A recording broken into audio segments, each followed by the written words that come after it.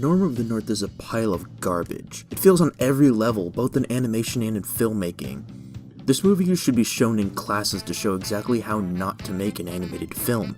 It's also just really ugly and just not nice to look at all. The script is a nightmare. Every scene is designed around a punchline or series of punchlines, usually involving Arctic puns. Jeez, it's like pure ice up here. An accident waiting to happen, you know?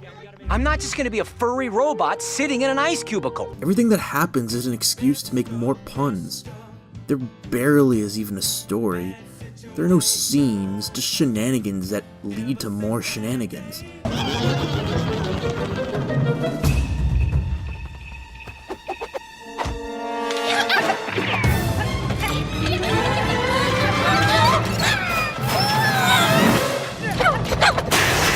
I'm sure a fair number of you watching this have never heard of this movie, so let me give you some background.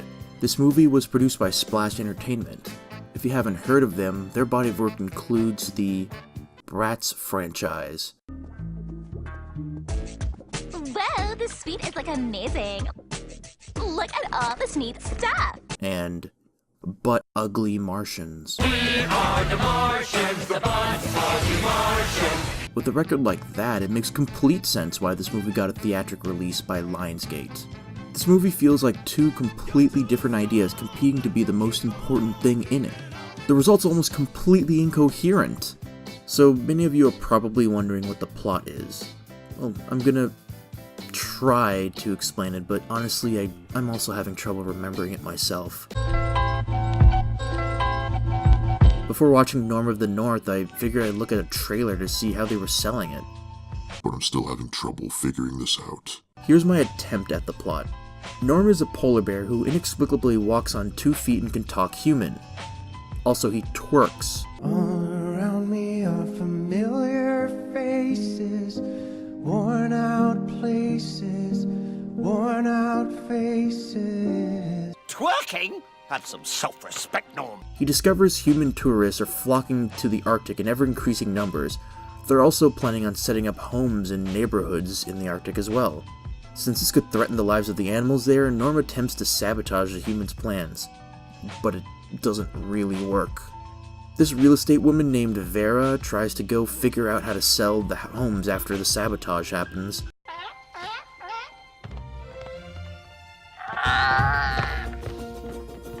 Sea lion, hi! While the ice she's standing on suddenly starts to crack and fall apart.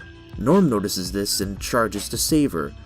She takes this opportunity to film herself running away from the breaking ice and polar bear as an advertisement.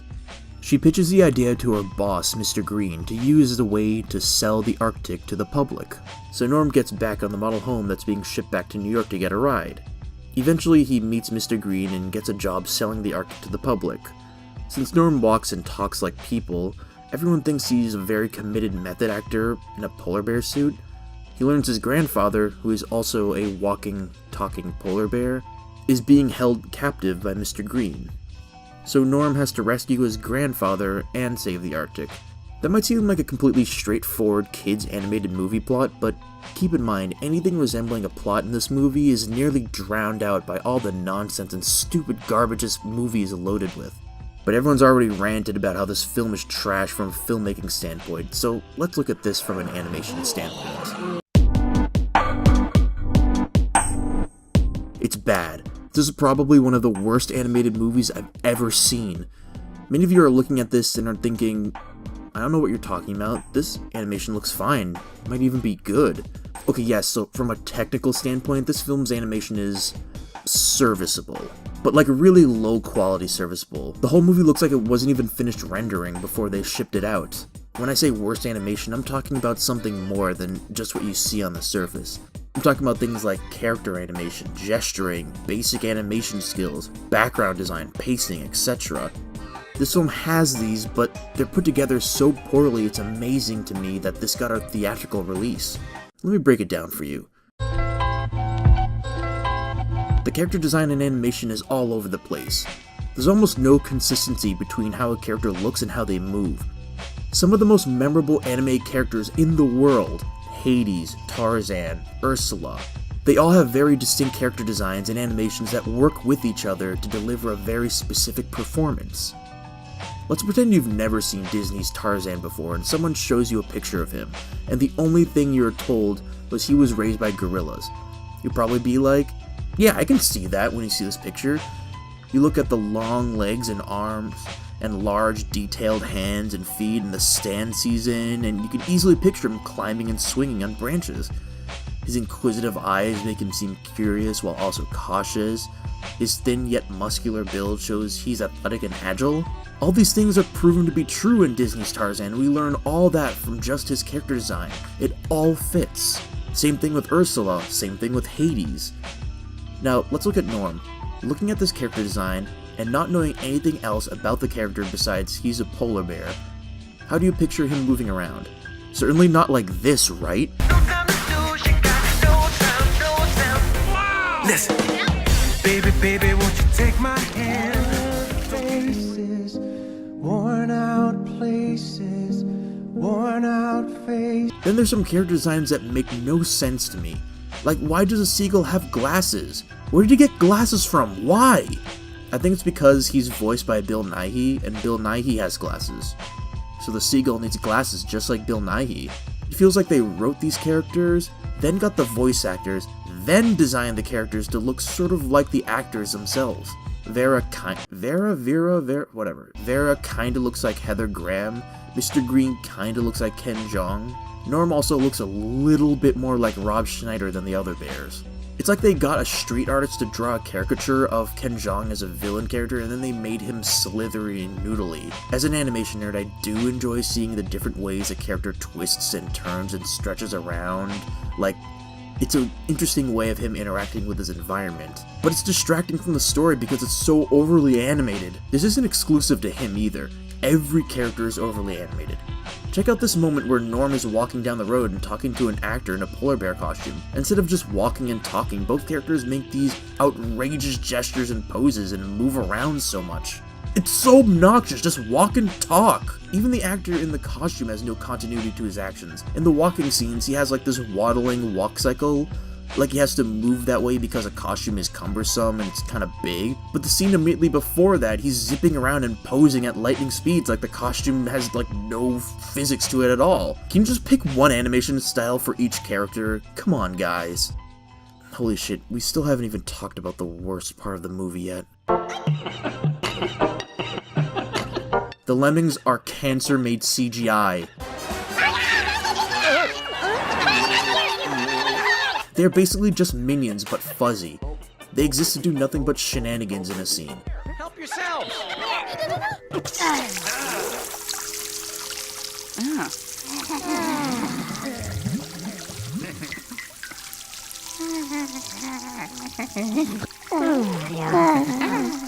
Whatever.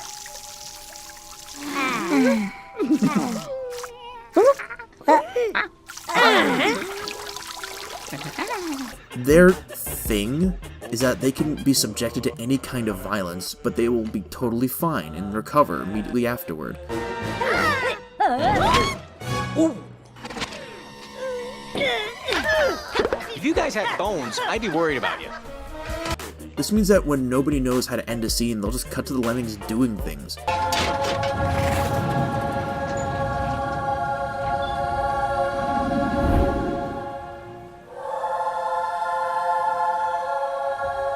And when they're not doing anything, they're just making reaction faces to things. Their character designs are so boring too. They don't reflect any personality, but that's mainly because the lemmings have no personalities. Somehow even the minions from Despicable Me are given the tiniest bit more differentiation than any of the lemmings. When a character in an animated movie has no reason to be there apart from pointless slapstick, it isn't a character anymore. It's just a mindless distraction. They aren't even consistent with that shit either. Look at the scene where Norm and Vera are at a sushi restaurant. Vera asked if the lemmings would be alright by themselves, which prompts a cut to the lemmings. Sorry we couldn't bring the lemmings. A little health code thing. You think they're okay down in the office by themselves? Now, based on what we have come to know about them, how do you think they're gonna be? Certainly they're not gonna give the receptionist a massage and manicure. Like, why though? What's even the joke there? This is going to be a short section because the backgrounds are boring. They're so flat and uninteresting, and the only variations between them are when stupid slapstick shit has to happen. This one shot of the dancing montage in the city sums it up perfectly. This is supposed to be Times Square. It's so flat and boring. There's one product placement for A&W root beer, but other than that, just billboards of nothing. It's so unimpressive. The Arctic looks boring. The channel I Hate Everything also made this point in his Not Disney Films video, but there are way more interesting places in the Arctic that can serve as background instead of this flat snow wasteland with ice cliffs all around them. I'm done talking about these stupid backgrounds. I'm just gonna add some notable mentions of shit that make no sense to me either. Why are the caribou playing poker? Was it just for the pun about antlers? I knew he wouldn't kill the seal. Pay up. Fine, here. You're lucky these things grow back. How does them playing poker have anything to do with anything? What's with the orca? Every scene with it, it's on dry land standing with the other animals and laughing. Is the joke that whale noises sound like laughing? Why is it designed to look so creepy? Why does the daughter character have that voice? Great to meet you, Norm. Quite a costume you found yourself. She's supposed to be like 10, right? She sounds 30. Could you not give enough of a fuck to get a voice that sounds like a little girl?